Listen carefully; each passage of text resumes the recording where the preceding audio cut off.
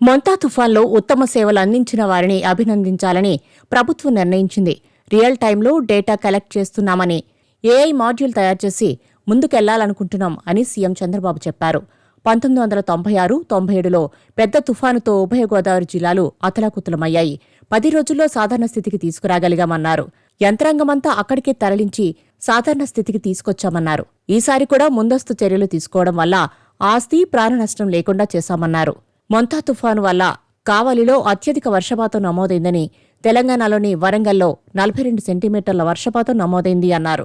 పర్చూరు వాగులో కొట్టుకుపోతున్న వ్యక్తిని డ్రోన్ ద్వారా గుర్తించి కాపాడుకున్నామన్నారు. ప్రార్థనా మందిరం చుట్టూ వరద నీరు వస్తే గుర్తించి 15 మందిని కాపాడగలిగామన్నారు. 602 డ్రోన్లు అందుబాటులో ఉంచుకోవడం వల్ల శాటిలైట్ మ్యాప్ ద్వారా బాధితులను గుర్తించి చర్యలు తీసుకున్నామన్నారు. సాంకేతికతతో పాటు అధికార యంత్రాంగం, ప్రజాప్రతినిధులు సహకరించారని వారిని అభినందించారు. సరైన సమయంలో సరైన నిర్ణయం తీసుకోవడం ఎంతో అవసరమని, హార్డ్ వర్క్ కాదు స్మార్ట్ వర్క్ చేయాలన్నారు సీఎం చంద్రబాబు.